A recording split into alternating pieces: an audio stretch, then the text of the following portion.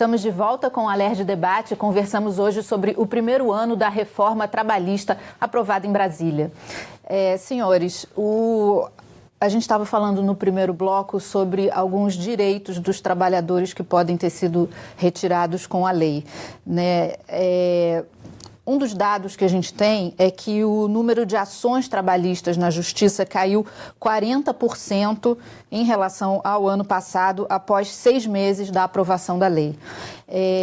Eu queria saber quais são os principais motivos para essa queda, se vocês concordam com esse número e se isso é, sim, um direito que está sendo tirado do trabalhador ou não.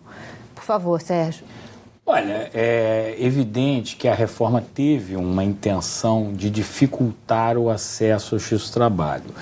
Por quê? Vou te explicar. Ela, no momento que ela, por exemplo, eu vou fazer uma comparação interessante. Hoje, você como consumidora tem um acesso à justiça muito melhor do que o trabalhador.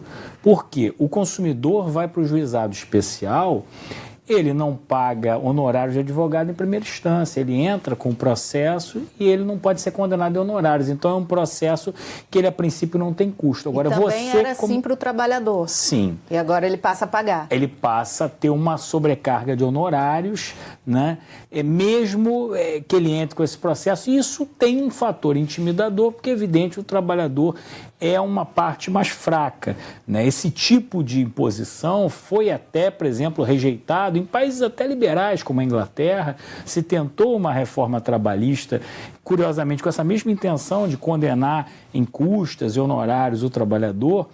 E acabou que a Suprema Corte inglesa, eu não sei nem se o nome é exatamente Suprema Corte, mas o tribunal deles superior acabou revogando esse aspecto da lei porque entendeu que era uma limitação indevida ao acesso à justiça. Eu não tenho certeza se o percentual vai ser 40%, 30%, porque você tem um efeito de curto prazo, onde houve uma certa perplexidade do trabalhador, dos profissionais de direito, e você vai ter um efeito diferido ao longo do tempo. Eu acho que o prazo... Pode ser cedo para a gente... Eu acho que é um pouco cedo, mas a lei tem alguns aspectos que estão sendo questionados, de constitucionalidade, principalmente em relação à gratuidade, onde aí me parece que a lei ela é inconstitucional, porque ela criou um regime, com todas as vênias, um regime absurdo em que você tem uma meia gratuidade, você paga honorários ou pode pagar custos mesmo tendo a gratuidade. Quer dizer, uma situação, ao meu ver, inconstitucional. Então, assim, teve sim uma intenção e um efeito de reduzir um pouco as demandas judiciais, dificultar o acesso à justiça, o que eu acho um efeito deletério. Eu não acho que se deva dificultar o acesso à justiça do cidadão. Eu acho que se a redução das demandas trabalhistas viesse por um cumprimento espontâneo da lei, a sociedade poderia festejar. Agora, você festejar que o trabalhador está entrando menos com ações porque ele está com medo de ser condenado, eu acho um efeito socialmente ruim, porque ele estimula o descumprimento da legislação trabalhista. Entendi. Agora, os empresários sempre dizem, né, que a justiça do trabalho só serve para dar ganho de causa para o empregado. É verdade, Pedro? Fernando, olha, eu divirjo nesse particular e vou explicar por quê. Primeiro, eu não creio que seja adequada a comparação da justiça do trabalho com o juizado de pequenas causas, que, como o próprio nome diz, são para ações de menor complexidade, normalmente relativos a direitos do consumidor. Eu creio que a justiça do trabalho deve ser comparada, por exemplo, com a justiça civil, aonde são procedimentos, você tem procedimentos mais complexos e que têm que ser usados com responsabilidade. A Justiça do Trabalho no Brasil já acumulava, no ano de 2017, 1.800.000 novas ações, que, se somadas com o estoque de ações antigas e as recentes, você já tem um total de 4 milhões de ações pendentes de julgamento. Esse número é inexistente em toda a literatura mundial de justiça do trabalho. Mas por que esse número gigante? Qual a análise que você faz disso? Certamente pelo fato de que não havia responsabilidade no uso da justiça do trabalho. Um trabalhador, um reclamante, poderia ajuizar, como o doutor Batalha colocou, uma ação trabalhista sem ter nenhuma penalidade, nenhum risco. E a penalidade, ela não gera efeitos deletérios. Ao contrário, ela ensina a usar a justiça, que é recurso público, de uma forma responsável. Então, eles precisam de um número número menor de ações para poder analisar aquilo com mais tempo e entregar à justiça de uma forma mais rápida. A justiça é tardia, é injustiça manifesta. O Barbosa dizia isso, né? A justiça que demora, ela não é uma justiça real, efetiva. É preciso dar um retorno rápido e para isso você tem que ter um volume menor. Já no primeiro trimestre de 2018, nós percebemos no comparativo com o primeiro trimestre de 2017 uma redução de 40% a 46% no número de ações. Eu creio realmente que a redução ela deve ser um pouco menor, vai ficar ali pelos 30%, porque pode ter havido realmente um efeito represa no começo, onde as pessoas estão tentando entender melhor a nova legislação. Mas com certeza ela vai resultar num uso mais responsável da Justiça do Trabalho. Então, você já consegue identificar esses efeitos ainda com um pouco tempo de vigência da reforma. Mas eu vou dar um outro dado, eu acho que interessante para a gente refletir. Segundo a própria Justiça do Trabalho, o Conselho Nacional de Justiça do Trabalho, 90% das ações eram ou procedentes ou parcialmente procedentes. Então, se o efeito fosse de restringir as aventuras jurídicas, você deveria ter uma queda pequena. Quando você teve uma queda de 30% ou 40%, significa que trabalhadores que tinham direito, que venceriam suas ações, não estão entrando na justiça com medo de serem condenados numa sucumbência, porque às vezes, veja bem, não é questão só de aventura. Claro que existiam aventuras na justiça do trabalho, como existe em qualquer ramo do judiciário. Nós temos uma cultura de litigiosidade. Isso é um fato, é na justiça do trabalho e em outros ramos da justiça também. A justiça civil, tributária, também tem milhões de ações. Então, o que acontece é o seguinte, no caso da Justiça do Trabalho, o que houve foi isso, a pessoa agora, porque ela não só perde quando ela entra com uma aventura, ela pode perder por ser a testemunha dela faltou, ela tinha uma ação boa de horas extras, ela fez horas extras, a testemunha dela não foi, ela perdeu a ação. Ou o juiz interpretou mal a prova, acontece também, ele perdeu a ação, mas não quer dizer que fosse uma aventura. Então, assim, ele tem o receio hoje de entrar, mesmo tendo razão, por alguma circunstância, perder o processo e ser condenado. Então, esse efeito é que eu chamo de um efeito ruim, que é um efeito de inibir uma demanda legítima. E um direito do cidadão, né, de ir à justiça. Existe, Fernanda, uma razão, no meu modo de ver, pela qual 90% ou qualquer outro número grande que seja, das ações resultava em procedência parcial. Porque diferente de uma ação civil, onde você tem um pedido de cobrança e de honorários sucumbenciais, uma ação trabalhista você pode ter 20 pedidos, como danos morais, horas extras, aviso prévio, quaisquer outras verbas rescisórias, etc, etc. Então, quando você tem numa ação trabalhista 20 pedidos e 19 o trabalhador perde porque não tinha razão e a empresa perde, como, por exemplo, corrigir um erro material na data de assinatura de carteira, para a estatística, ela é uma ação de procedência parcial. Não existe a improcedência parcial. Então, por essa razão, os números acabam demonstrando algo que, não, na realidade, no meu modo de ver, não se harmoniza. Por outro lado, a gente tem uma dificuldade de trazer o capital investidor estrangeiro para o Brasil por uma situação de insegurança jurídica. Então, a reforma, quando ela corrige essa questão da segurança jurídica, ela permite que o Brasil seja um terreno fértil para mais investimentos e para a retomada da economia. Concordo que a lei sozinha não gera empregos, mas a lei tem o papel de criar um ambiente para que os empregos sejam retomados, inclusive com investimento externo. Agora, vocês acreditam que a reforma pode precarizar os empregos, pode, enfim, ter pessoas trabalhando por salários abaixo do salário mínimo e todas essas questões, ou não? Isso é uma coisa que vai ser superada? Não, com certeza esse era um dos objetivos da reforma.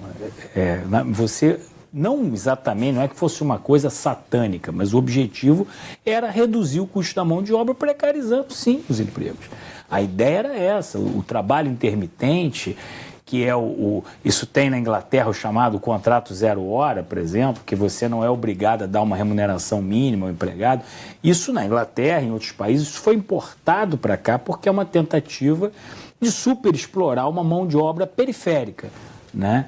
Então vai ocorrer a terceirização também ela no Brasil é até curioso, né? A terceirização é uma coisa, você fala a terceirização como fenômeno econômico, ela tem uma lógica, é uma firma especializada prestar um serviço que ela presta melhor do que a empresa.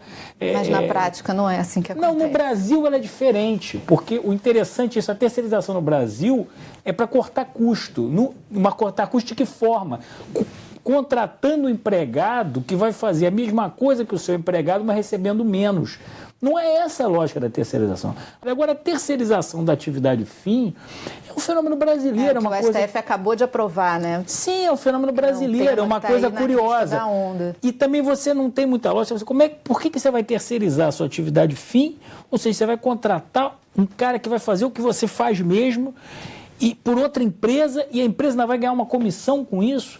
Para que isso? Para quê? Obviamente, para você pagar menos para aquele empregado. Essa é a lógica. No Brasil não tem outra lógica da terceirização da atividade fim. É essa, é cortar custo. Pedro, como não precarizar o salário do empregado? Fernanda, a mão de obra? É muito simples. Eu novamente divirjo, mas vou explicar por quê. Primeiro, com relação a essa questão da precarização em si, na realidade, a terceirização ela vai ter que sempre ter foco na especialização e na qualidade do serviço. A lógica de discernir entre uma atividade fim e uma atividade meio causava aquilo que eu comentei, que é a insegurança jurídica. Esse tipo de discernimento não deve haver. O que deve haver é o seguinte: se o trabalho é subordinado, conforme a lei diz, um trabalho que tem as características de emprego, aí sim a contratação tem que ser como empregado. Mas a empresa deve poder optar por terceirizar em qualquer atividade. Veja você o seguinte: se eu contrato com uma escola para colocar o meu filho nessa escola e para ensinar, o que eu quero nessa escola? Professores bons. Se eu tenho uma escola que terceiriza professores na atividade fim e que por alguma razão ou por outra eles não são os melhores professores, por que eu vou escolher colocar o meu filho nessa escola? Você já imaginou um banco terceirizando a atividade de caixa, aonde tem a necessidade de maior segurança? É claro que isso não acontece, não vai acontecer. Por quê? Porque naquelas funções aonde a atividade empresarial exige um maior controle, uma maior subordinação, naturalmente elas são desempenhadas por empregados. Isso decorre de uma própria necessidade da empresa, do empresariado. Então eu não vejo como a possibilidade de se terceirizar na atividade fim leve a esse risco de precarização. Ao contrário, eu acho que a lógica da terceirização é uma lógica contemporânea, moderna, aliás, já nem é tão moderna assim, porque remonta à década de 70, mas que é um aceno, novamente, do Brasil para o mercado internacional, até para o empresariado, para que a gente possa ter mais segurança jurídica e retomar o crescimento e ter uma retomada na economia. Inclusive, você tem essa mesma opinião sobre o contrato intermitente? Você também acha que pode ser positivo? Sim, são novas formas de contrato. O doutor Batalha bem colocou aqui. O trabalho intermitente ele é inspirado no contrato 0 hora inglês. Na Itália também existe um formato semelhante, os Estados Unidos também tem. É claro que o trabalhador que está no formato intermitente, ele deve almejar ter uma relação de emprego mais completa. Mas o trabalho intermitente tem um papel, que é tirar da informalidade aquele que hoje é informal. É ser uma porta de entrada para o mercado de trabalho para o jovem que está na faculdade, que tem algumas horas para poder se dedicar a alguma atividade remunerada. Então, cada modelo de trabalho deve se ajustar a uma realidade específica. Eu defendo, inclusive, há muito tempo, que nós devemos separar os empregadores no Brasil entre os empregadores de maior pujança e o de menor pujança. Eu não posso ter a mesma lei para uma grande multinacional que gera 25 mil empregos e para uma padaria pequena no interior do estado que tem 2 empregados. A lógica ela não pode ser perversa, ela tem que se adaptar a cada necessidade. A reforma trabalhista deu um aceno até tímido nesse sentido, diminuindo o custo para recorrer, o valor do depósito recursal para empresas de pequeno ou médio porte. Então, eu sou de opinião que mais medidas que deem tratamento especial para a empresa de grande porte, para a empresa de pequeno porte, devem proliferar na lei. Claro que isso ajuda. Não tem muitos itens que eu ainda gostaria de tratar com vocês e discutir, mas infelizmente o nosso tempo acabou. Eu agradeço muito a presença de vocês, dos dois advogados aqui. Agradeço a você também que nos acompanhou nesse debate. Para rever este ou outro programa da TV Alerj, acesse o nosso site www.alerj.rj.gov.br. Nós estamos também no YouTube. Entre na nossa página e acesse o nosso conteúdo. Até a próxima. TV Alerj, canal do Povo Fluminense.